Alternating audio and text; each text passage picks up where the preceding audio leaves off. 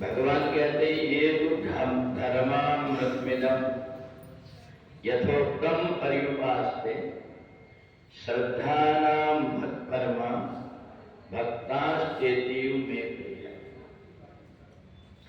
मनुष्य चाहे जितनी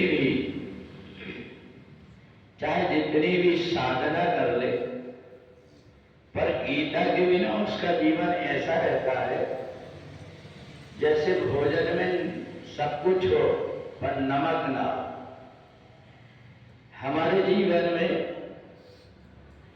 बहुत सारी अनुकूल विपरीत परिस्थितियां आती, परंतु जो व्यक्ति गीता के साथ में जुड़ जाता है, ये गीता भगवान की वाणी, जैसे गीता हाथ में लेता व्यक्ति गीता को जैसे देखता है या गीता का एक शब्द सुनता है, उसके हृदय में भगवान श्री कृष्ण दौड़े चले आते हैं।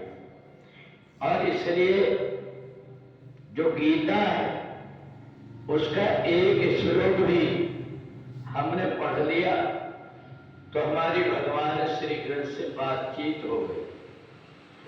अर्जुन भगवान के साथ में रहा इतने दिन, पर जब तक उसने गीता नहीं सुना, उसके मन के अंदर कई प्रकार के भ्रम बने रहे। यहां तक परमात्मा सामने है परंतु उनको पहचान नहीं पाया। ये जो गीता है हमारी अंदर की आंख खोल लेती।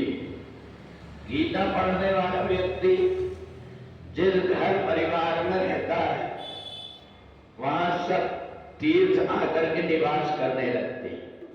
और इसलिए जो व्यक्ति गीता पढ़ता है, कोई कितना भी उसका बुरा करना चाहे, आजकल व्यक्ति छोटी छोटी बातों में दूसरों को नुकसान पहुंचाने की होती, पर गीता जिस व्यक्ति ने सुन लिया है, गीता से जिसने नाता जोड़ लिया, उस व्यक्ति का कोई कुछ नहीं कर पाता।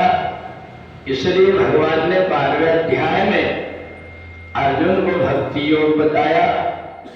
अर्जुन के मन के अंदर जितने भी भ्रम थे वो सारे भ्रम गीता सुनकर के दूर हो गए।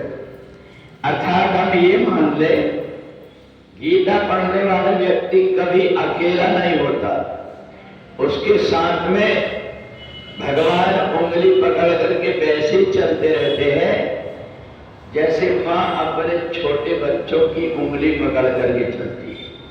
इसलिए जीवन में हमें सब कुछ भूल जाना चाहिए, परंतु परमात्मा का हमारे जीवन में साथ बना रहे, इस बात का व्यक्ति ध्यान रखता है तो इसके जीवन की हर मुश्किल आसान हो जाती है। यहां तक गीता का प्रभाव है। हम यहां गीता का पाठ कर रहे हैं, कोई व्यक्ति पानी भरने के लिए आया, उसके कान में गीता के शब्द सुनाई दिए। कोई व्यक्ति अपना धंधा व्यवसाय करने के लिए बैठा है, उसके कान में गीता सुनाई दी। जिस व्यक्ति को ये पता है कि यहाँ गीता का सत्संग हो रहा है, उसके मन के अंदर जब श्रद्धा आ जाती है, इतने से ही जैसे कोई व्यक्ति गंगा में स्नान नहीं कर पाता, गंगा के दर्शन कर लेता है, गंगा जल आचमन कर लेता है या गंगा जल छिड़क लेता है, तो ही परमात्मा की कृपा बरस जाती है।